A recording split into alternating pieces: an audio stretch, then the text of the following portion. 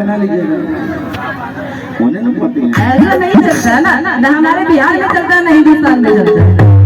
चलिए एक जोरदार ताली बजा दीजिए हमारे ममता सरकार जी के लिए।